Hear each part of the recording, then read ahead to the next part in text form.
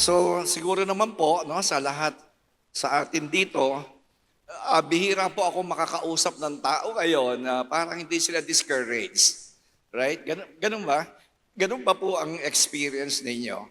Kasi hindi naman natin masisisi yung mga tao, no, sa takbo ng panahon. Grabe, yung ekonomiya natin bagsak. Uh, Kita natin yung ating pera, napakahina ng purchasing power. Gobyerno ang gulo. Yung mga leader natin, awaya ng awaya. Wala na halos turista na pumapasok sa Pilipinas. Kaya tuloy, may nagtanong sa akin, sabi niya, Pastor, may pag-asa pa ba? Is there hope? Itanong niyo na po ba yon? Minsan po ba? Hindi masama Hindi masama na nagtatanong po tayo, may pag-asa pa ba? Alam niyo po kasi, hindi pwedeng mawala yung pag-asa. Hope is essential. Alam niyo ba, kapag ang isang tao nag-suicide, di ba nakakabalita po kayo yung mga nagsusuicide, ang nawawala po sa kanila ay hindi lang faith, kundi hope. Kaya hope is essential. Kahit, alam niyo yung mawalan ka ng mahal sa buhay, di ba? Marami kasing pwedeng mawala sa atin. Sa ayaw at sa gusto mo, mawawalan ka ng nanay, mawawalan kayo ng tatay, mawawalan kayo ng trabaho, minsan, but you cannot afford to lose hope. Kasi may mga bagay na hindi mo pwedeng kontrolin. Makokontrol mo ba kung ang Pilipinas naghihirap? Hindi mo makokontrol yun, tama? Pero pwede mong makontrol yung sarili mo na huwag mawalan ng hope. Nobody can do it for you. Ulitin ko po mga kapatid hindi ako pwedeng gumawa ng pag-asa para sa iyo. At ikaw din, ganon. Hindi ako pwedeng magkapag-asa dahil gusto mong magkaroon ako ng pag-asa. I'm the one. Ako talaga yon. Hindi ako pwedeng pumayag na sa kabila ng pagkasama-sama ng takbo ng panahon. Many people are discouraged. Wherever you see, wherever you go, you can see discouraging instances, di po ba? Pero pwede kang huwag pumayag. Sabihin mo nga sa katabi mo, huwag kang mawawalan ng pag-asa. Alright? Uulitin ko Kaya may nadidepress. Alam mo yung mga depressed, nawawalan niya ng hope. Yun po ang nawawala sa kanila. Siyempre, kapag nawalan ka ng hope, malulungkot ka, at pag hindi mo na-address yan, at humaba yung kalungkutan mo, depression po talaga yun. Okay? Ganun din, kapag may nawala sa yung isang bagay, kapag hindi po tayo maingat, ay mawawalan tayo ng hope. Iba po yung optimism. Narinig niyo na ba yung salitang optimism? Hindi ho pareho yun ng hope. Ipapaliwanag po lang ngayong umaga. Sana makuha niyo to.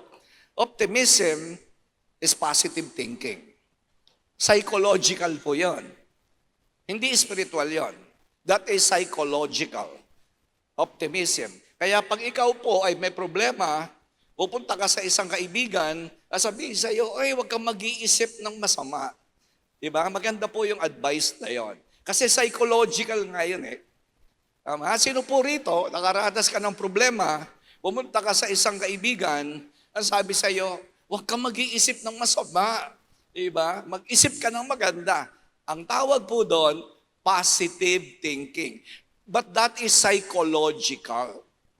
Pero ang hope po, ito po ay passionate trusting. It's about God. It's about who God is. It's about what your relationship with God. Naintindihan niyo po ba? Kaya kahit anong positive ka pa dyan, pag hindi tama ang relasyon sa Diyos, wala yung positive thinking na yan. Walang kwenta yan. Kasi ang ibig sabihin ng pag-asa, theological po ito, hindi ito psychological. Alam niyo ba kung saan galing yung theology? Yung salitang theology, alam niyo saan galing? Yun po ay dalawang word, theo, ibig sabihin, pag-aaral, logos. Theologos, theology, pag-aaral ng salita ng Diyos. Pag-aaral tungkol kung sino ang Diyos. Kasi kahit magsimba po kayo, kahit magdasal-dasal ka pa, kung hindi mo makikilala kung sino ang Diyos on a personal level, bakit ba ako may pag-asa? Ba't hindi ka nawawalan ng pag-asa? Kasi meron kang tatay at yung tatay mo, kilala mo kung sino siya. Tama? Hindi ka pababayaan ng tatay mo. Yon, meron kang pag-asa. Hindi psychological yon. Hindi positive thinking yon. Yun po ay nakabatay dahil kilala mo ang tatay mo at alam mo yung tatay mo mabait, hindi ka niya pababayaan. Okay? Ganon din po sa Diyos. Kaya maraming tao, simba ng simba, depressed. Di ba? May kilala ka bang simba ng simba, depressed? Simba ng simba, laging malungkot. Simba ng simba, lagi parang walang pag-asa. Kasi nga, hindi na umubra yung positive thinking. Hindi na umubra yun. Alright? Kailangan po natin ngayon na tinuturo po talaga to ng Bible. Hindi ako beturo nito. Turo ito ng Diyos. Na kailangan magkaroon ka ng hope. Kasi it is based on who God is. Kilala ko ang Diyos. Alright? At alam ko kung ano relasyon ko sa Diyos. Nandiyan po ba kayo? Pwede ka bang magtiwala sa isang hindi mo kilala? Sige nga. Kaya marami po sa inyo nagsisimba, hindi nyo kayang pagkatiwalaan ng Diyos. Bakit? You don't know Him. Kasi hindi ka naman nag-aaral. Sino ba tong Diyos na to? Ano ba ang kanyang ugali? Ano ba yung mga pangako niya? Ayun, pag-aaralan nyo po yun. Para kayo, di ba? Mag-e-eleksyon na naman kayo. Ako po, Diyos ko po. Di ba? Iboboto nyo na naman yung mga magnanakaw kasi nga nangako. Kasi nagmukhang mabait. Eh, hindi nyo naman kilala yan eh. Di ba? Hanggang ngayon ba, hindi nyo pakilala yung mga nakaupo sa gobyerno? Eh, bakit kayo sa kanila umaasa? Kung ako sa inyo, wag akong ganong sasali dyan sa politika. Huwag kayong ganong sasali dyan. Kasi hindi sila ang pag-asa nyo. Hindi sila pag-asa ng anak ko. Hindi sila pag-asa ng aking apo. Ang pag-asa ko po talaga, sino ba tong Diyos na ito? Sino ba tong Jesus na ito? Do you have any idea? Sige, tanungin ko kayo. Kilala mo ba si Jesus? Alam niyo, mahirap pagkatiwalaan ang Jesus na hindi mo kilala. Ha? Meron ka lang konting idea. Sino ba tong Jesus na to? Eh, konti lang. Pagkakatiwalaan mo yun, kaya tama naloloko kayo. Di ba? Di ba kaya kayo naloloko ng mga scammer, ng mga politiko? Eh kasi nga hindi mo naman siya gaano kilala. Naniniwala ka sa mga sinasabi niya. Alam niyo po ako, 35 taon, bakit nabago buhay ko in 35 years? Hindi dahil may Diyos. Hindi dahil may Diyos ha. Kung hindi kinilala ko, sino ba itong Diyos na to? E di syempre, nung nakita ko, ito pala ang Diyos ng Bible. Ngayon, nung nalaman ko, ito pala ang Diyos ng Bible, ang sumunod kong ginawa, gumawa ako ng paraan paano magiging maayos ang relasyon ko sa Diyos na ito. Yun po ang simula ng pagbabago ng aking buhay. Hindi ako umasa sa tao, hindi ako umasa sa magulang ko, hindi ako umasa sa pinag-aralan ko. Ako po yung nag-aral na college. Alam niyo naman, piloto po ako by profession. Pero wala lahat po yun. Kaya nga, ang title po ng message natin ngayon, mga kapatid, kasi nga, hindi po optimism, kundi radical hope. Sabihin nga natin sabay-sabay, radical hope. Okay? Again, ang kailangan po natin sa panahong ito, dahil sobra na pong sama ng daigdig, grabe. Hindi mo kailangan ng pangkaraniwang hope. Ang kailangan mo ay radical hope dahil sa tindi ng problema natin. Diba? Pasama ng pasama ang buhay. At actually, ang sabi po ni Jesus, habang tumatagal, lalong pasama ng pasama. Hindi pa pabuti. Okay? That's bad news, tama?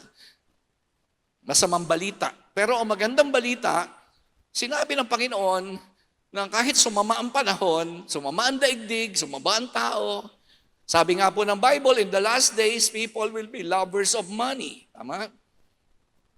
Masuwayin sa Diyos. Nagkakatotoo na po ba yon na ang tao sa huling araw ay mapagmahal sa salapi? Kaya kita mo, meron na silang 1,000,000, gusto pa nila 10,000,000, gusto pa nila 100,000,000, tapos magnanakaw pag hindi nila kayang makuha sa tamang paraan, magnanakaw sila. Kasi people in the last days will be lovers of money. Tama? Hindi masunurin sa Diyos. Sinabi na po yon. Kaya ibig sabihin, papasama ang buhay.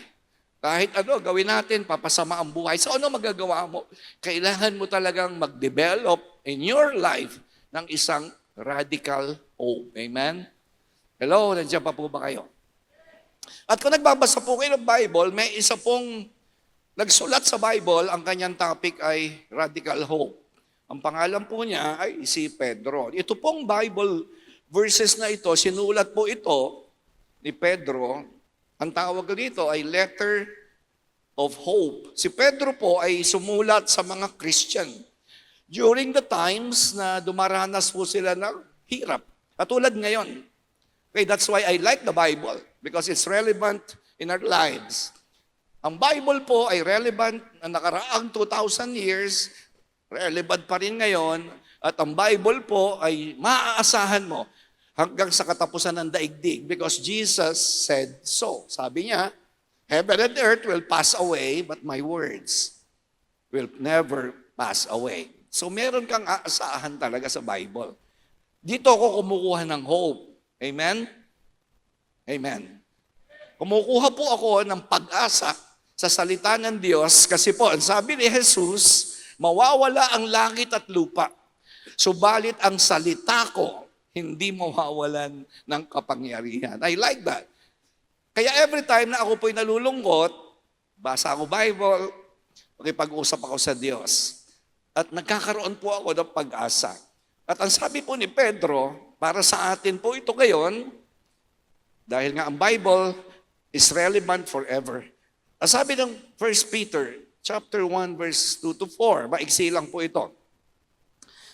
Basahin natin. Ang sabi po niya, you were chosen according to the purpose of God the Father and were made a holy people by His Spirit to obey Jesus Christ and be purified by His blood. May grace and peace be yours in full measure. Verse 3, let us give thanks to the God and Father of our Lord Jesus Christ. Because of His great mercy, He gave us new life by raising Jesus Christ from the dead. This fills us with a living hope, sabi niya. Dahil si Jesus po ay nabuhay mula sa mga patay, ito po ay nagbibigay sa atin ng buhay, radical na pag-asa. Last verse, verse 4. And so we look forward to possessing the rich blessings that God gives for His people. He keeps them for you in heaven, where they cannot decay or spoil or fade away. So, dito po tayo kukuha ng message ngayong umaga. Bakit radical hope? Why?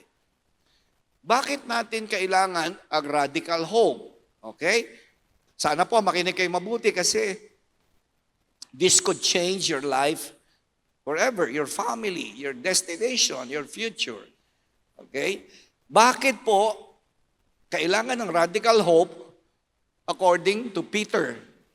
Sabi ni Pedro, bakit ngayong panahon na to sa Pilipinas, ngayon ay May 24, 2026, kailangan mo ng radical hope. Hindi ka magsusurvive without radical hope. Madidepress kayo, malulungkot kayo, mawawalan kayo ng kapayapaan. Mag-isolate kayo, mawawalan kayo ng pag-asa, magiging mainitin ang ulo nyo, mapapalayo kayo sa Diyos. Kaya nga bakit? Number 1, ito po yung tatapusin natin, yung number 1, I think so. Ang sabi, because God chose you before you chose Him. Bakit po tayo may radical na pag-asa? Kasi the fact that Jesus and God called you. Right? Hindi po ako ang pumili sa Kanya. Siya po ang pumili sa iyo. Siya ang pumili sa atin. At that fact, sabi nga ni Jesus, your word is truth. Ang salita mo ay katotohanan. Meron po kasing nag-a-assume Alam niyo ba yon na may mga nag-iisip na kaya ka pupunta sa langit kasi pinili mo si Lord? No, that's not right. Walang pipili sa Diyos. Walang sino man na meron pong natural capacity to choose God. Ulitin ko po kung matino kayo, hindi mo pipiliin ng Diyos. Bakit? Kasi makikialam siya sa buhay mo Tama? Tama po ba? Kasi titigil ka manigarilyo. Titigil ka magsugal. Titigil ka ng pornography mo. Titigil ka na makipag-sex sa hindi mo asawa. Titigil ka magmura. Titigil ka magsinungaling. Bakit mo pipiliin ng Diyos? Malilimitahan yung mga ginagawa mo. Kaya sa totoo lang, sa maniwala kahit hindi, walang pipili kay Jesus. Wala. Kasi ang tawag nga ng iba sa kanila, killjoy daw ang Diyos. Kaya narinig nyo na ba yon? Na ang Diyos daw po, aalisan kanya ng kaligayahan. Kaya sa totoo lang po, walang sino man sa inyo. Kasi pag pinili mo ang Diyos, tatalikuran mo lahat ng mga bagay. Kaya maraming ayaw niyan. Kaya sabi ng Bible, hindi kayo ang pumili sa akin. Ako ang pumili sa inyo. Nandiyan pa po ba kayo? So hindi pa tapos ang kwento. Bakit maraming pupunta ng impyerno? Pinili ka pala ng Diyos. Bakit may mga pupunta ng impyerno? Kasi po, pinili ka ng Diyos, pero ito po yung kabuuan ng kwento. Kailangan mo siyang piliin. Diyan pa po ba kayo? Ipiliin mo talaga siya. Pinili ka, pero pag hindi mo siya pinili, hindi ka pinipilit, no? Hindi ka pinipilit, pinili ka. Ipiliin mo rin siya. Para lalong luminaw, bigyan ko kayo ng istorya. Si Jesus nakapako sa krus. May dalawang lalaki, isa sa kaliwa, isa sa kanan. Nagsasalita si Jesus na mahigit 3 oras, nakikinig silang dalawa. Parang kayo, alright? Dito po sa church na ito, 2 klase lang ang tao Okay, dito sa church natin, 2 lang ang klase ng tao rito ngayon yung papuntang langit at papuntang impyerno. Okay? Tingnan mo yung katabi mo, mukha pa lang, mukhang impyerno na, no? Okay. Tingnan mo yung tsura. Pero yung po ang totoo. Pero siyempre, kung ako tatanungin nyo, sana lahat kayo nandito pupuntang langit. Sana nga lang, no? Okay. So 2 klase lang ang tao rito sa loob ng dulos. Yung papuntang langit at papuntang impyerno. At hindi kayo pupunta ng impyerno dahil sa kasalanan po. No, you will never go to hell because of your sin. Not because God is mad at you. Hindi ka pupunta ng impyerno dahil galit ang Diyos sa iyo. Hindi. Pupunta ka ng impyerno dahil hindi mo siya pinili. At pupunta ka rin ng langit, hindi dahil mabait ka. Pupunta ka ng langit dahil nag-decide ka na si Jesus talaga ang kailangan mo. Nakapako siya sa krus, may kaliwa, kriminal, kanan, kriminal, parehong nakikinig, katulad nyo, nakikinig siya. 3 oras, nakapako si Jesus 9:00 ng umaga. Namatay siya 3:00 ng hapon. So more or less, 6 na oras. 6 na oras po, nagsasalita si Jesus habang nakapako. Nadidinig nung nasa kaliwa, nadidinig nung nasa kanan. At the last moment, nung huling oras, bago sila mamatay pare-pareho, pinili nung isa si Jesus. Sabi niya, Panginoon, Jesus, sabi niya, huwag mo naman akong kakalimutan kapag ikaw ay naghahari na. Naniwala siya. Right? Yung isa hindi. So ano po yun? Pinili sila ni Jesus para maligtas. Pero pinili nung isa, yung isa hindi. Andiyan pa po ba kayo? Ganun po yun. Alright? Hindi po kayo ang pumili kay Jesus. Kaya po siya nagpunta rito sa lupa dahil pinili na po niya lahat ng tao upang maligtas. Ang problema, hindi lahat ng tao ay pipiliin si Jesus. 1989, pinili ko po si Jesus. 1989. Pinili ko po ang Panginoon. Okay, na siya po ang aking maging tagapagligtas. That's what the Bible says. Bakit nagkaroon ng radical hope? Bakit ngayon hindi po ako nauubusan ng pag-asa? Kasi kung namatay si Jesus sa cross para sa akin, alaga namang pabayaan niya ako sa gitna ng magulong buhay na ito. Tama, mali? At hindi faith ang nag-move the mountains. No, not my faith can move mountains. Hindi ho pananampalataya ko ang nagbago ng buhay ko. Hindi pananampalataya ko ang nagpapausod ng bundok. Ang nagbago ng buhay ko ay pananampalataya kay Jesus. Ang nagpapausod ng bundok sa buhay ko ng 35 taon, hindi pananampalataya ako. Kasi baka mamaya, masyado ka nang bilib sa sarili mo eh. Sabi mo, ay, kaya nagbago ang buhay ko kasi meron akong pananampalataya. Yabang mo naman. Yabang mo. Hindi pananampalataya ko ang nagbago ng buhay ko. Ang nagbago ng buhay ko at pupunta ako sa langit ay yung pananampalataya ko kay Jesus. Maliwanag pa yon sa sikat ng araw. My faith cannot move mountains. It's my faith in Jesus that move mountains. Minsan kasi hindi nyo napapansin, meron ka ng pananampalataya sa sarili mo. Positive thinking ka na lang pala, hindi na pala radical hope yung meron ka. Hindi na pala pananampalataya kay Jesus. Meron ka lang pala na positive thinking. Di ba? Marami ka makikita ganyan eh. Bakit ka masaya? Ang dami-daming problema. Uy, hindi kasi ako negative thinker. Pero wala doon si Jesus ha. Wala doon si Jesus. Siya po ay psychologically sound. Alright? Wala siyang problema dito. Okay? Kaya lang, pupunta ka ng impyerno dahil dito kami problem. Maraming pupunta ng impyerno na matalas ang isip, malinaw ang isip, pero pupunta ng impyerno dahil wala si Jesus. Andiyan pa po ba kayo? Andiyan pa po ba kayo? Kaya malinaw. Hindi ka pupunta ng langit dahil sa pananampalataya mo. Pupunta ka ng langit dahil sa pananampalataya mo kay Jesus. Minsan pinupuwera natin si Jesus eh. Di ba? Kaya minsan nakala po, dahil sa kabautihan mo, alam niyo mga kapatid, kung wala kang Jesus, listen, makinig po kayo mabuti. Sa lahat ng wala si Jesus sa buhay niya, itong buhay niya na ito, dito sa daigdig, ito na yung pinakamalapit sa langit. Ulitin ko po ulitin ko. Sa mga taong wala si Jesus sa buhay mo, ang buhay mo dito ay pinakamalapit na ito sa langit.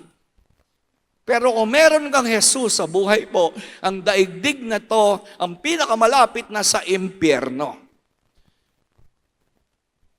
Nung nandito sa lupa si Jesus, grabe, parang impyerno buhay niya. Daming galit sa kanya, pinako siya sa krus, hinasabihan siyang demonyo.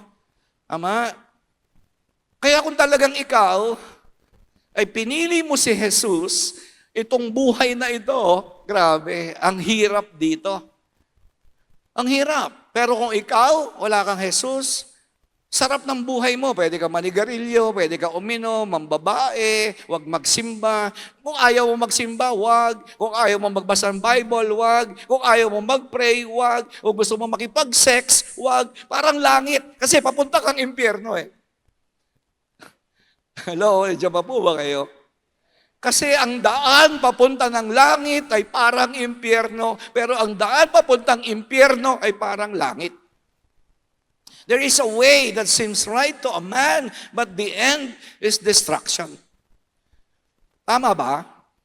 Kaya pag nakakakita ko ng mga tao, ang sarap-sarap ng buhay, lahat pwede nilang gawin. Pwede magmura, pwede magsinungaling, pwedeng uminom, pwede manigarilyo, pwede mang-away ng tao, pwede hindi magpatawad. Ay papuntang impyerno yan. Kasi yun ang buhay niya, ang pinakamalapit sa langit. Enjoy mo na yan, ha, kapatid. Enjoy mo na yan. Uminom ka, sige, inom, drugs, sex, pornography. Sige, mang-angway ka. Kasi yan na ang mararating mong pinakamalapit sa langit, sa daigdig na to. Pero tayo na mga sumusunod sa Diyos, ang hirap, grabe. Ang hirap. Pag may gumawa ng masama, magpapatawad ka. Naku po. Hirap, di ba? Ang hirap nun. Susunod ka kay Jesus. Mamahalin mo yung mga hindi ka mahal-mahal. Kasi nga, papunta kang langit, kaya impyerno rito sa lupa eh. Hindi ka pwedeng magnakaw. Kahit nasa harapan mo na ang pera. Kahit binibigay na sa iyo yung 1 billion na galing sa tax. Di ba? 1 billion, hindi mo pwedeng tanggapin. Grabe. Bakit? Papunta kang langit eh. Pero kung papunta kang impyerno, tanggapin mo na. Sabi mo sa katabi mo, 1,000 nga lang, natanggapin mo na eh, di ba? Right? Hindi nga, tama? Kasi nga, pinili ako ni Jesus. Pinili ako, marami ko hindi pwedeng gawin. Gusto kong uminom. Kaya sabi ko, pinili ako ni Lord. Papunta akong langit eh. Gusto kong magmura. Kapag merong masasamang tao, gusto kong magmura. Grabe. Hindi pwede. Kasi pinili ako ng Panginoon. Alright? Sabi po ng 1 Peter 1:2, you were chosen according to the purpose of God. Kaya ka pala pinili. Kapatid, isa-isahin natin to. Okay? Sana you will have the patience. What is the purpose? Yun ang tanong. Ang sabi ng Bible, pinili ka according to the purpose. Ito palang gumawa ng cellphone na to. Kaya pala ito ginawa ni Steve Jobs. May purpose pala siya rito. Tama? Pag tinanong mo yung gumawa nitong cellphone, ba't yung ginawa yan? Sasabihin niya sa'yo, ito para sa ganyan, ito para sa ganyan, ito para sa ganyan. Kung yung tao nakagawa ng isang cellphone at very, very useful, palagay nyo, ang Diyos gagawa ng katulad mo tapos walang purpose? Palagay mo. Kasi pag walang purpose, diyan na po pumapasok yung walang kakwenta-kwentang buhay. Ulitin ko po hindi po kayo pinili ng Diyos para mamuhay ng walang kakwenta-kwentang buhay. Halimbawa, nabubuhay ka lang para maghanap buhay. Grabe, buti pa kunin lang ako ni Lord. Alam niyo yun, kung ako mabubuhay sa daigdig na to, para gumising sa umaga, para humaghanap buhay, tapos uuwi, kakain, matutulog, maghahanap buhay na lang, and I'm going to do that for the rest of my life, I'd rather die. Anong klaseng buhay yun? Puro hanap buhay. O kaya ikaw ay nabubuhay para mag-aral. Aral, aral, aral. Do you think that's the purpose of somebody who is very, very wise, katulad ng Diyos? Sa palagay mo, ang Diyos na napakatalino at napakamakapangyarihan, nilikha ka para kumain, matulog, magbayad ng utang, mag-aral, magpamilya, tumanda, and then you die. Ay, hindi matalino, Diyos yun. Parang ito, talino ni Steve Jobs, pero mga 5 taon, wala na to. Hindi na to magagamit. Matalino gumawa nito, Pero pagkaraan ng mga 7, 8 years, hindi na to magagamit, wala na tong silbi. But that is not the God who created me and you. Because God chose you for a purpose. At that purpose is endless. At ang purpose na yan ay walang katapusan. It's going to make the big difference in your life. Yan po magdidikta kung ano ang magiging buhay mo sa daigdig. Nandiyan po ba kayo? Ano yung purpose? What is that purpose? Alright? Pag-aralan natin. Ano ba yung purpose? Gusto mo ba maintindihan? Sabihin mo sa katabi mo, gusto ko lang matapos na ang service. Tingnan mo yung katabi mo, interesado ba yung katabi mo? Tingnan mo nga. Sabihin mo nga sa katabi mo, magkunwari ka na lang na interesado. Kawawa naman si pastor, init na init na. Grabe. Ang mga hindi makikinig ay pupunta ng impyerno, okay? What is that purpose? Pag naintindihan niyo po ito, magbabago ang buhay niyo. Okay? Number one, ano yung number one na purpose? Ba't namatay si Jesus sa cross? Bakit ka pinili? Ano yung layunin? Number one is to save you. Marami pupunta ng impyerno kasi hindi nila alam na kaya pumunta si Jesus sa lupa, nagkatawang tao, nangaral, namatay, nabuhay na maguli. The purpose is for you to be saved. May dalawang bagay na hindi ka pwede magkamali. Listen, mga young people, mga teenagers, mga tatay, mga nanay, may dalawang bagay na hindi ka pwedeng magkamali. Number one, yung decision mo na si Jesus ay maging Panginoon mo. You cannot afford to make a mistake on that regard. Maraming mga tao mabubuhay dito sa lupa na walang Jesus. Kasi nag-decide sila, I don't have time for that. Magsisimba na lang ako. Basta ako mabait. Tama? Basta ako nagsisimba. Kaya alam nyo, sa religion, walang religion na makapagliligtas sa inyo. Alam nyo ba yon? Alam nyo ba yon? Na walang religion na makapagliligtas sa inyo? Nandiyan pa po ba kayo? Ang pinakamagandang religion para sa akin, Katolisismo. Kung ako po, babalik ako sa religion kung walang Jesus. Kunwari, walang Jesus, wala na akong choice. Salamat na lang. Sabi ni Jesus, I am the way. Buti na lang. Kung walang Jesus at mamibili ako ng religion, pipiliin ko Katoliko. Bakit? Kasi sa Katoliko po, may Diyos na, may bisyo pa. Di ba? Simba, inom, simba, mura, simba, nakaw, simba, pornography, simba, sugal, simba. Ganun lang yung religion. Amen? Alam mo kasi pag religion ang dami niyang gawin mo to, wag mong gawin yan. Ingat kayo mga kapatid, ingat kayo Paano mo nalaban kung ikaw ay nasa religion? Sa religion, sasabihin sa iyo, wag mong gagawin yan. Ito gawin mo. Dito po sa Dulos, hindi kami nagtuturo ng ganon. Kasi sinabi na po ni Jesus yan, tapos na, nagawa ko na. Ang gagawin mo na lang, piliin mo na lang si Jesus. Ibig sabihin, Pastor, pag pinili ko si Jesus, pwede na akong gumawa ng kahit ano? Yes. Yes, kahit ano gusto mo. Gawin mo na. Basta nag-decide ka na, Lord, pinili mo ako, pipiliin din kita. Paano, Pastor, kung pwede na pala akong gumawa ng kasalanan? Kung gusto mo. Pero ako, alam nyo, na ma-born again po ako noong 1989, ayoko nang gumawa ng kasalanan. Hindi ko alam sa inyo, Hindi ko alam. Kasi alam kong epekto, nung sinuko ko ang buhay ko kay Jesus, ang epekto sa akin, ayoko nang gumawa ng kasalanan. Ayoko talaga. Bakit? Kasi po, halimbawa lang, bigyan ko kayo halimbawa, baka nakalimutan na ninyo, no? Sinabi ko na to rito minsan. Halimbawa, nangailangan si Jess, ang kidney, mamamatay si Jess. Pag hindi siya nabigyan ng kidney, mamamatay siya. Sabi ko, Jess, yung kidney ko, bigay ko sa'yo. Okay, so nabuhay siya, nakaligtas siya sa isang tiyak na kamatayan. Ano kaya palagay nyo gagawin ni Jess? Sasalbahihin niya ako?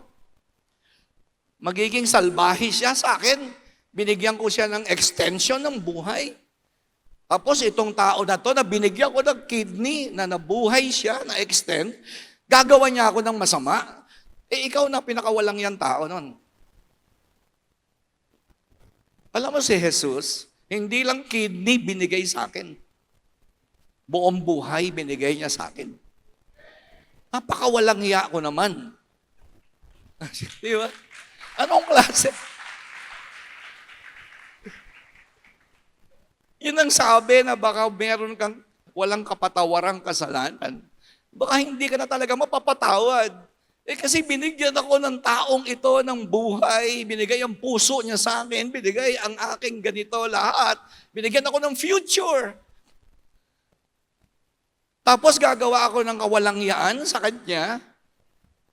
Kaya ako may radical hope. Kaya hindi ako pwede magnakaw. Hindi dahil sabi ng religion, huwag kang magnakaw. Nasa sayo na yun. Ako hindi ko kaya magnakaw. Kasi binigay ni Jesus ang buhay niya para sa akin at pinili niya ako para maligtas. Amen? Ano ba na ba klaseng napakawalangya ko ng tao nun sa totoo lang? Nagkakasala pa ba tayo? Yes, of course, kakasala pa rin. Pero hindi na yung dating pag nagkakasala ka, enjoy na enjoy ka, parang baliwala sa'yo. Diba? Hindi ka malang natitigatig. Naku po, nagkasala ako. Wala yung ganun sa'yo. Kapag wala yung ganun sa'yo, baka sa impyerno ka papunta. Malamang sa impyerno ka papunta. Kasi kung talagang may Jesus ka, alam niyo kung may Jesus po kayo, mahirap talaga. Pero mapunta ka naman langit. Kasi ang daan papunta sa langit ay parang impyerno. Pero ang daan papuntang impyerno ay parang langit. Naintindihan niyo po ba? Sa lahat ng mga papuntang impyerno, grabe, ang sarap ng buhay mo rito. Pero sa lahat ng papuntang langit, ang hirap. Sabi ni Jesus, dumaan kayo sa makipot na daan. Hanapin niyo yon, yung makipot na daan. Kasi kukunti lang ang nakakakita nun. Konti lang ang may gustong dumaan doon. At gusto nila yung malawak na daan. Very comfortable, very easy life. Diba? Doon dumadaan ng marami. Ganun po ang mga pinili ni Jesus para maligtas. Nandiyan pa po ba kayo? Sabi, you were chosen. 1 Peter chapter 1, verse 2. Your salvation is not an accident. Ang kaligtasan mo ay hindi aksidente. Pinlano na ito ng Diyos noong araw pa. At kaya ka lang naligtas ngayon dahil pinili mo ang Panginoon. Dahil alam mo, noong araw pa pala, 2,000 taon nakakaraan, pinili na ako ni Jesus. Hindi pa ako pinapanganak. Nakita na niya ako na mangangailangan ako ng tagapagligtas. And at the right time, sa takdang panahon, naligtas po ako. Salamat sa Panginoon. Nandiyan pa po ba kayo? Sabi ng John 15, verse 16, you did not choose me. Sabi ni Jesus. Ito, napakalinaw. You did not choose me. Hindi kayo pumili sa akin because you don't have a capacity. Ang sarap manigarilyo, ang sarap uminom, ang sarap makipag-sex, ang sarap magmura, ang sarap magnakaw, lahat ang sarap. Okay? Kaya hindi mo talaga pipiliin ng Panginoon eh. Buti na lang, napakamahal na mahal ka dyan. Isang araw, nang dumadaan ka na sa mabigat na problema, nag-isip ka na ngayon. Di ba? Sino rito? Wala pa po ako nakita na ang ganda-ganda ng buhay na born again. Hindi ko alam, pero hindi ko alam ha. Baka kayo. Ako kasi, wala pa po akong alam na born again na hindi siya dumadaan sa mabigat na problema. Ang alam ko na mga na-born again, namatayan, nagkasakit, natanggal sa trabaho, nagkaroon siya ng emotional problems, di ba? Nagkaroon siya ng mabibigat na problems, dumaan siya sa mabigat na pagsubok, nasunugan, namatayan ng pamilya, lahat halos. Lahat halos. Ako po, kaya ako na-born again, na-bankrupt po ako eh. Na-bankrupt ako. Nagkahirap-hirap ang buhay ko, nagkabaon-baon ako sa utang. Salamat sa Diyos, hindi niya ako tinigilan. Hindi niya ako tinigilan. Kaya bandang huli, sabi ko, Lord, suko na po ako. Sino sa inyo na born again dahil sabi mo, Lord, suko na ako. Pagod na ako sa ganitong buhay. Lahat ginawa ko na, pero wala pa rin. Mabuti na lang, pinili ka ng Diyos. Sabi mo sa katabi mo, buti na lang, pinili ka ng Diyos.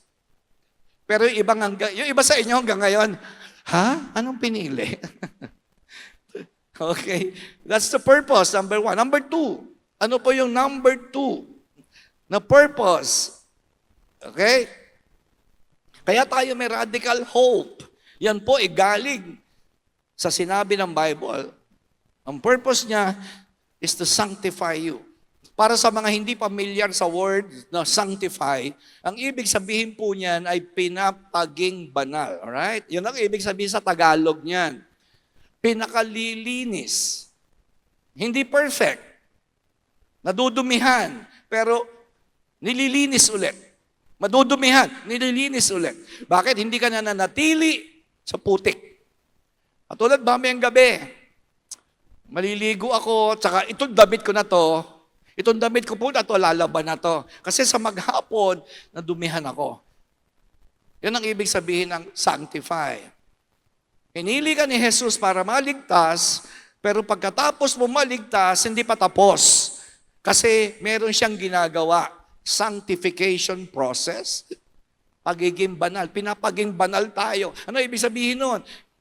Work out to become like Christ so that you and me, those who are being saved, those who are saved, those God choose since the beginning of time. Ang dahilan ng pagkakapili sa iyo at sa akin ay makamukha ka ng tagapagligtas mo. Hindi pwedeng tumatanda ka, nakakamukha ka ni Judas. Hindi talaga ubra yun. Kung talagang ikaw ay pinili ni Jesus, niligtas ka upang ikaw ay maging kamukha ni Jesus. That's what sanctification is all about. Hello, sabihin mo sa katabi mo, nanggigigil na si pastor, ayaw mo pa rin kumibo. First Peter chapter 1, verse 2, second praise, and were made a holy people by His Spirit. Ang dahilan kung ba't kayo pinili, hindi lang maligtas, hindi lang magkaroon ng relationship kay God, kundi kayo po ay maging banal. At hindi yun sa sarili mong gawa, hindi mo kaya. Hindi mo kayang magpakabanal. Hindi mo kayang maging kamukha ni Jesus by your own effort. Kahit ano pa gawin mo. It's impossible. But thank be to God. It's because of His Spirit. Dahil sa Spirit ng Diyos that is living inside of you. Meron na kayo ngayong Holy Spirit. Dati wala. Kaya nung araw, nagpipinitensya pa ako para makaalis sa alak. Hindi ako makaalis sa alak kahit magpinitensya ako. Pag Biyernes Santo. Nagkursilyo ko para makaalis ako sa sugal, hindi rin kaya. Nagdasal ako every day, nagdasal ako araw-araw, nagsimba ko linggo-linggo para makaalis sa pornography, para makaalis ako sa sexual immorality kasi hindi ako nabubuhay nang walang sex. Kahit kanino pwede ko. Pero hindi talaga magawa. Salamat sa Diyos, pinili ako, niligtas ako. At pagkatapos, sasabi, you were made a holy people by His Spirit. Sabihin mo sa katabi mo, may pag-asa pa. Batid, sabihin mo sa katabi mo, kahit anong sama mo ngayon, kahit anong sama ng buhay natin ngayon, merong hope, may radical hope. Hindi dahil sa religion, hindi dahil sa simbahang ito. Dito po sa simbahang ito, hindi namin kayo sinasabihan, bawal uminom, bawal mag-drugs, bawal manlalaki, bawal mambabae. Religion po yon, religion. Ang turo po ng Bible, kung kilala mo si Jesus, alam na alam mo ang ginawa niya. Sabi niya, nagawa ko na ang lahat. It is finished. Hindi po sinabi sa Bible na it's almost finished. Tapos na. Ibig sabihin, kung ano kailangan mo para maging maayos na tao, ginawa ko na yan. Wala ka na idadagdag. Just choose me. Sabi ng Panginoong Jesus, maniwala ka lang sa akin. Manampalataya ka lang sa akin. Gagawin kitang kamukha ko. Andiyan ba po ba kayo? Kahit mahirap intindihin, but that's what faith is all about. You don't need to understand, you just need to believe what Jesus did on the cross. Ako hindi ko kayang explain. Hindi ko kayang explain lahat. Naniwala lang ako sa ginawa ni Jesus. Dahil sa sarili ko, wala akong tiwala. Wala akong tiwala sa tao. Wala akong tiwala sa tao. Wala akong tiwala sa sarili ko. Sa sarili ko nga, wala akong tiwala sa ibang tao pa. Pero sa Panginoong Jesus, yung ginawa niya sa krus, I fully believe, I fully trust, I fully put my faith in what Jesus did on the cross. Nandiyan pa po ba kayo? Hindi pwedeng puro simba. Hindi pwedeng puro kanta. Hindi pwedeng puro Bible. Ay, Diyos ko po. Alam niyo, marami po sa atin, puro simba, puro Bible, puro dasal. Hindi naman nagbabago buhay. And sabi ng Bible, Jesus called you and chose you and He died for you so that you become holy people. Para daw po tayo ay maging banal, maging malinis, although it's difficult to understand. Pero kailangan lang maniwala ka. Kaya niyo ba paniwalaan na pwede kang baguhin ng Diyos? By His Spirit? Kaya? Kaya o hindi kaya? Because with God, all things are possible. Nanganak nga yung birhen eh. Ano yun?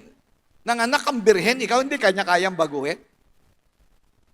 Sabi ni Maria, paano ako mabubuntis? Dalaga ako. Ano sabi ng anghel? With God, all things are possible. Eh, gaano pa kaya? Gaano ka pa kaya? Panginoon, gusto ko umalis sa drugs. Hindi ka kayang baguhin ang Diyos. Kung gusto mo ha, eh kung ayaw mo, walang magagawa ang Diyos ha. Lord, gusto ko nang umalis sa pornography. Grabe, ilang taon ka nang addict sa pornography. Sa palagay mo, hindi kaya. Pag gusto mo ha. Kasi pipiliin mo rin eh. Di ba? Siyempre gusto ng Diyos, umalis ka sa pornography, tama? Pero dapat gusto mo rin. Alam nga namang si Lord lang ang may gusto. Lord, ayoko na pong may kaaway. Hindi ka kayang baguhin ang Lord, yung puso mo, hindi kaya. Ang sabi ng Bible, hindi pwedeng puro cell group lang, hindi pwedeng puro dasal, hindi pwedeng po. Ang dami kong alam na lagi sa prayer meeting, grabe. Pero sanay gumawa ng kasalanan. Attend ng simbahan, sanay na sanay gumawa ng kasalanan. Hindi ubra yun. Kasi one of the purposes why Jesus chose you is for you to become holy, clean. Kung sakaling madumihan ako, magpapalinis ulit ako sa Diyos. Pero hindi na ako babalik sa putik. Hindi ako baboy. Hindi ako baboy. Na papaliguan mo ang baboy, babalik sa ihi niya, babalik yan sa dumi niya. Kasi nga, baboy nga eh. Hindi ako baboy. Nilinis na ako ng Diyos. Ayoko na ng marumi. Binigay na ni Jesus ang buhay niya para sa akin. Grabe, binugbog siya para sa akin. Pinako siya sa krus para sa akin. Binastos siya para sa akin. Binaboy siya para ako ay magkaroon ng malinis na buhay. Hindi ko na palalagpasin yung pagkakataon na yan. Hello, mga kapatid, nandiyan pa po ba kayo? Ano pa? Ano pa purpose? Una, naligtas ka. Pangalawa, pinaging banal ka. Bakit? Bakit ka pinagiging banal? So that He can use you. Hindi gumagamit ang Diyos ng maruming lalagyan. Remember? Remember? Hindi gumagamit ang Diyos ng maruming lalagyan. Kahit anong ganda mo, pag marumi ka, hindi ka magagamit ng Diyos. Kahit anong taas ng pinag-aralan mo, kahit anong dami ng pera mo, pag marumi, hindi ka magagamit. Kasi ang pangatlong purpose, kasi siyempre kailangan maligtas ka muna, di ba? Kailangan naman gamitin niya yung mga, siyempre pag hindi ka ligtas, pwede ka pa rin magamit ng Diyos, kaya lang papunta kang impyerno. Pero dapat, ligtas muna tayo. Piliin mo si Jesus. Pagalawa, pinilinis tayo. Bakit? So that God will use us. Sino po rito ngayon ginagamit ka na ni Lord? Hindi nagsisimba. Ginagamit ka talaga. Special purposes. Sino sa inyo sumasali na kayo sa gawain ng dulos? Hindi nagsisimba. Kapag ikaw nagsisimba lang tuwing linggo, useless, alright? Yun ang tawag sa'yo, useless. walang gamit. At tulad ng asin, pag nawala ng alat, wala na yan. Ano sabi ni Jesus? If the salt loses its saltiness, it is useless, good for nothing. Hindi ako may sabi nun. Huwag kayong magagalit sa akin, ha? Si Jesus ang nagsabi nun.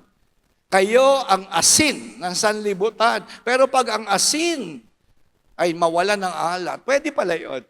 Alam niyo pala, pwede palang mawala ng alat ang asin? Hello? Pwede pala, no? Paano?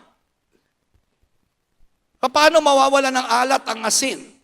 Haluan mo lang ng paminta, kumuha ka isang dakot na asin, lagyan mo na isang dakot na paminta, isang dakot na buhangin, isang dakot na arena, pinaghalo-halo. Kaya yung buhay mo, halo-halo, tama? Di ba? Sisimba ka pero nagnanakaw ka. Nagsisimba ka, umiinom ka. Sisimba ka, nagsisinungaling ka. Nagsisimba ka, hindi ka nagpapatawad na nagkasala sa iyo. Nagsisimba ka, hindi ka naman nagbabasa ng Bible. So ano ginawa mo? Yung asin, hinaluan mo ng paminta, buhangin, arena. Kaya makakakita ka ng mga nagsisimba, useless. Walang gamit. Andyan lang sila.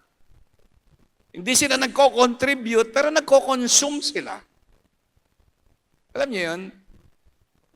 Hindi ka binigyan ng Lord ng buhay para suminghot ng hangin. No.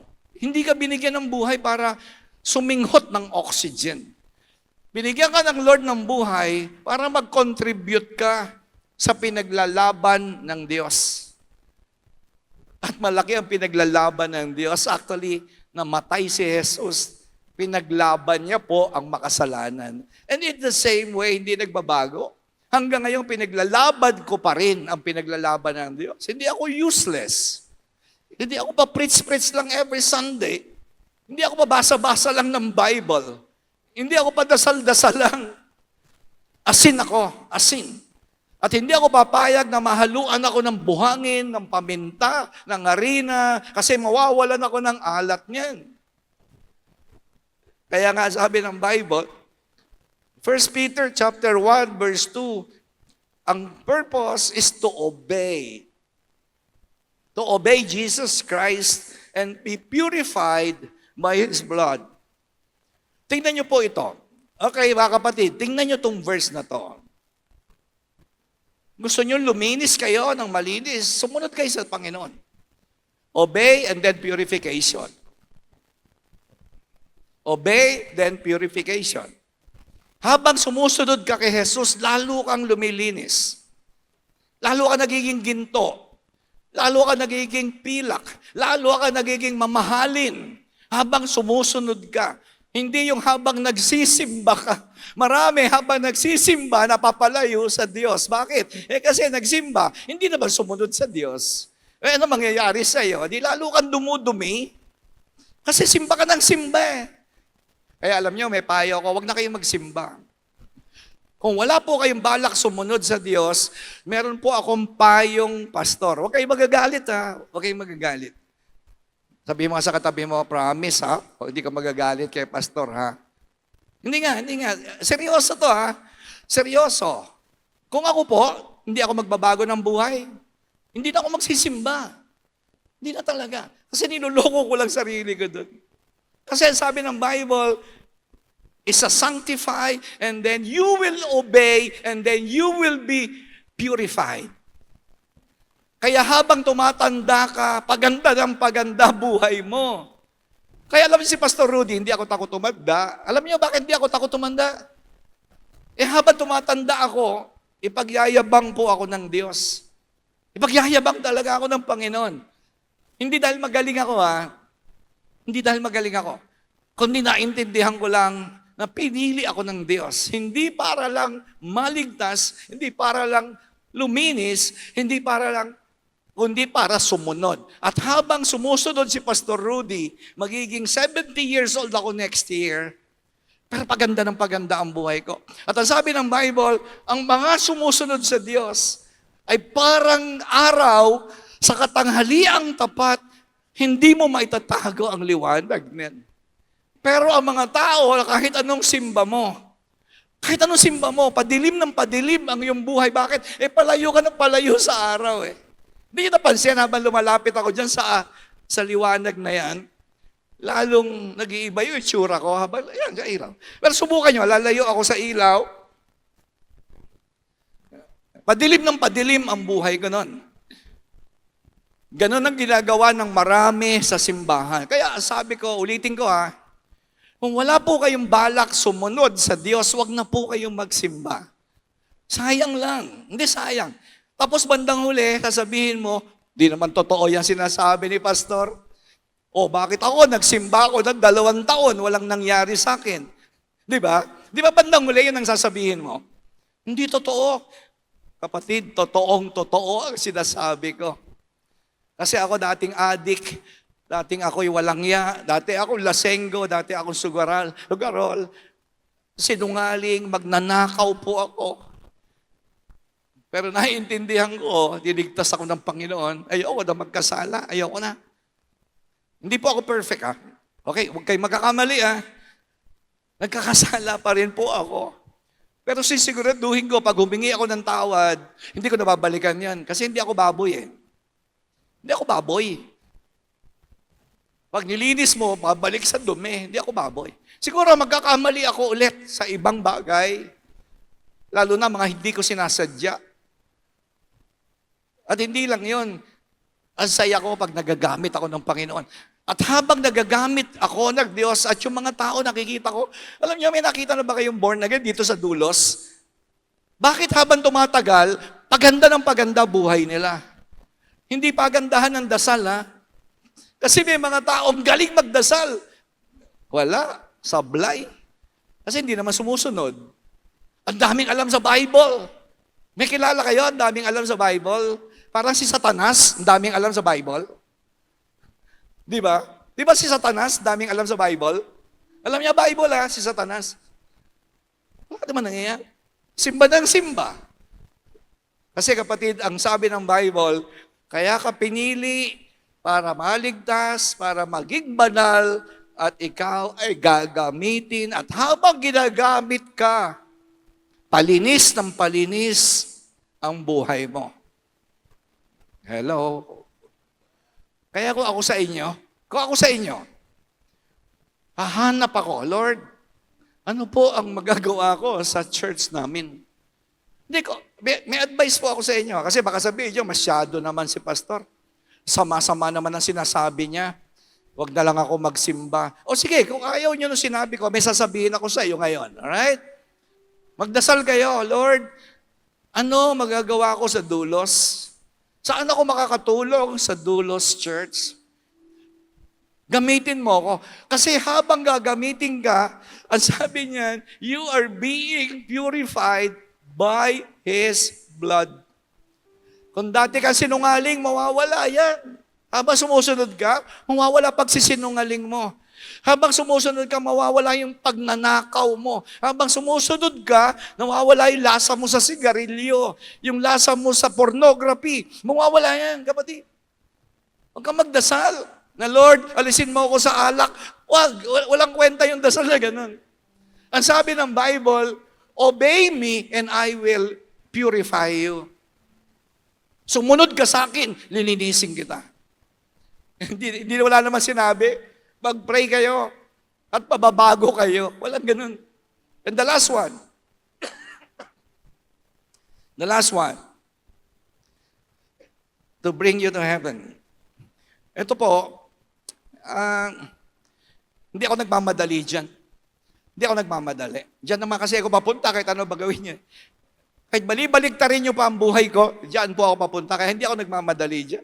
Pero kung sino po rito ang nagmamadali, ipagpe-pray ko po kayo. Sino po gusto nang pumunta ng langit? Pumunta kayo sa harapan, ipagpe-pray ko kayo. Total, wala naman kayong ginagawa, di ba? Simba-simba ka lang naman. Sana punta ka na ng langit. Kasi hindi na po kayo kailangan sa lupa. Alam niyo, kailangan ng Diyos dito sa lupa, yung mga matitinding nakikipaglaban para sa pinaglaban ni Jesus sa cross. Alam niyo, minsan na-offend ako sa ibang pastor. Aminin ko sa inyo, minsan nang-offend ako sa ibang pastor. Kasi pag nanonood ako ng YouTube, nakikita ko yung mga pastor, ang gagaling mag-preach.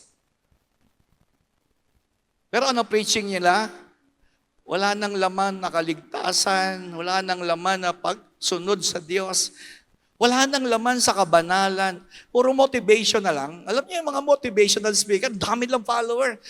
Meron ako alam na isang pastor, grabe sabi ko, galing nitong pastor, follower niya 1 million. Nakinig ako sa preaching niya, kaya pala 1 million, kasi motivational speaker siya, hindi siya gospel preacher. Sabi ko, kawawa naman ang mga nasa church. Hindi na tinuturo ang magpakabanal, hindi na tinuturo ang lumayo sa kasalanan, hindi na tinuturo ang impyerno, hindi na tinuturo ang kamatayan ni Jesus. Sinasabi na lang lagi, you can overcome, you can be victorious. Ito, mahal ka ng Diyos. Motivation naman. Kaya yun naman mga tao, yes, ganda ng message. Pero wala na si Jesus. Wala na kabanalan. Wala na ang dugo. Wala na ang dugo ni Jesus. Wala na ang kanyang purpose. Wala na ang purpose. Basta gusto lang ng tao, yung gusto nilang madinig. Tama ang Bible. Sa huling araw, mga ngaral ang mga pastor at mga tao pupunta dahil gusto nilang madinig lang yon. Pero pag sinabi mong, wag na kayong mag-church, pag hindi kayo susunod, hahanap kayo ng mga simbahan, maganda lang yun na didinig mo, pero hindi mababago buhay mo. Pwede mo ba tumayo tayo lahat? Ang sabi ng 1 Peter chapter 1, verse 4, and so we look forward. Ano sabi? Excited ako sa future. We look forward. I have a radical hope. Hindi mo pwedeng patayin ang aking pag-asa. Bakit? Pinili ako ng Diyos. Ginagamit ako ng Diyos. At ako ay pwedeng tumigil sa future the rich blessings what God keeps for His people. He keeps them for you in heaven. Nag-iintay sa inyo yung pangako na hindi mabubulok, hindi maluluma, nakahanda doon sa langit. Pero alam nyo, ito yung hindi naintindihan ng iba. Pag kayo pumasok sa restaurant, kumain kayo sa restaurant, makikita mo may mga waiter. May mga waiter dyan. Ano trabaho ng waiter? They wait. But while they are waiting, they are serving. Ako, waiter po ako ng Diyos. Waiter ako ng Diyos. Habang nag-iintay ako papuntang langit, siguro hindi na magtatagal. Hindi na po mahaba ang buhay ko, no? Napakaigsi ng buhay. Ako po ay waiter ng Diyos dito sa lupa. While I'm waiting, I'm serving. Kaya those who wait upon the Lord will gain new strength. They will mount up with wings like an eagle. They will run and not get tired. They will walk and not get weary. Isaiah chapter 40. Ang mga nag-iintay sa Diyos, hindi sila mapapagod.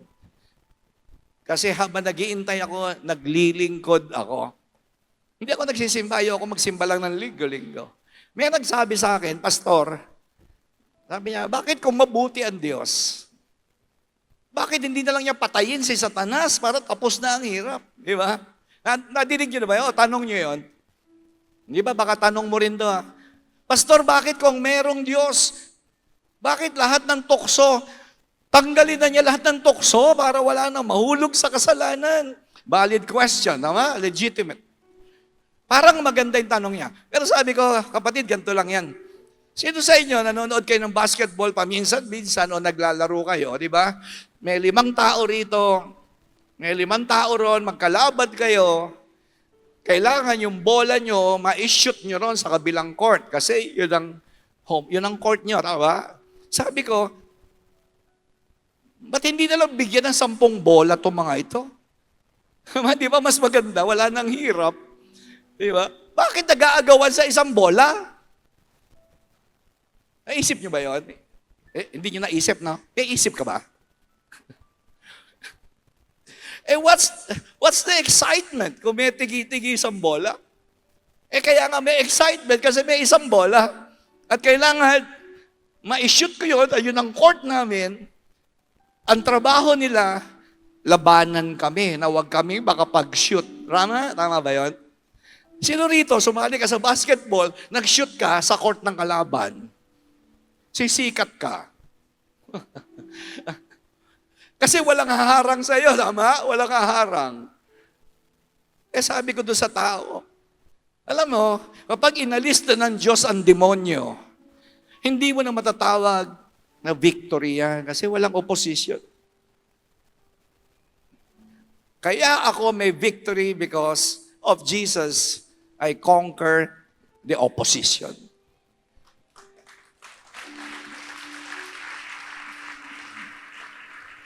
Kaya ako po, hindi ako nauubusan ng pag-asa.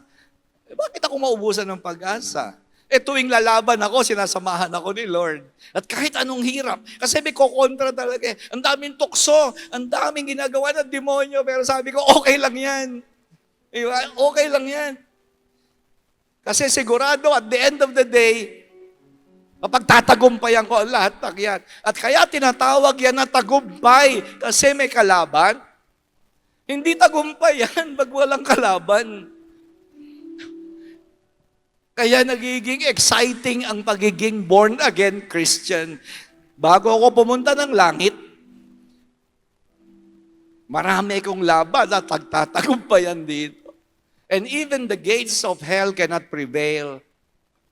Makikita ko ang Diyos. Makikita ko paano siya sumama sa akin. Sabi niya, pag tumawid ka sa ilog, hindi ka malulunod. Pag dumaan ka sa apoy, hindi ka masusunog. Nasamahan kita. Yun ang maganda eh. Di ba? Walang kwenta yun. Safe na safe ka naman. Grabe kayo, boring ang buhay na marami sa inyo eh. Alam niyo? Kung bakit kayo bored na bored. Bored na bored kayo. Sabi niyo, ano ba naman, buhay ito.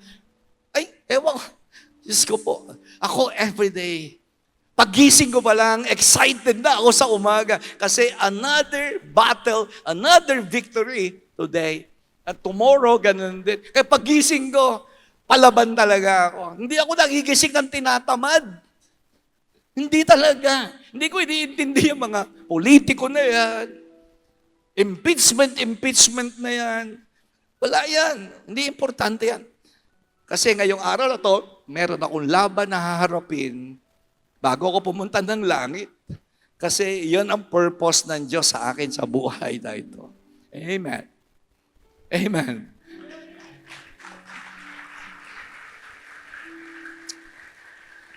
Kaya makikita mo ang mga mandirigma ng Diyos. Alam niyo yung mga mandirigma ng Diyos? Bago pumunta ng langit siya, grabe. Nagbibilang ng tagumpayan kasi dami nilang tinalo ang kalaban ng Panginoon. Hindi sila kontento na magsimba lang, magbasa lang ng Bible, mag-pray. Gusto ko giyera. Gusto ko talaga labanan. Kasi may pangako ang Panginoon, you are my church and that even the gates of hell can prevail against you. May laban. Yan ang gusto ko, yung may laban. Hindi bawi. Walang laban o bawi, ha? Laban-laban lang. Sabi mo sa katabi mo, laban-laban lang. Lalo itong mga kabataan na nakikita ko rito, pag ito naintindihan nila yung pinag-uusapan natin, grabe, manginginig ang demonyo sa inyo. Manginginig ang demonyo sa inyo. Kasi alam niya that you are more than a conqueror in Christ. Hallelujah. That you can do all things through Christ. Hindi pwedeng wala si Kristo. Hindi pwedeng I can do all things. Hindi pwedeng I am more than a conqueror. Hindi pwedeng wala si Christ. I can do all things through Christ. I am more than a conqueror in Christ. And Christ chose me. Christ chose you. Amen. Pwede po ba lagay natin yung ating mga kamay sa tapat ng puso natin at sabihin natin sa Panginoon, Panginoong Jesus, salamat, pinili mo ako. At sa oras na ito, pinipili kita. Iligtas mo ako. Pakabanalin mo ako. Gamitin mo ako. Tulungan mo ako sumunod sa iyo. At may langit na nag-iintay sa akin. Malayo pa yon, Lord, yung langit dahil marami pa. Sabihin mo, Panginoon, marami pang tagumpay na mararanasan ako sa aking buhay. Ang sayang mabuhay dahil kay Kristo Jesus. In Jesus' name we pray. Amen and amen. God bless you.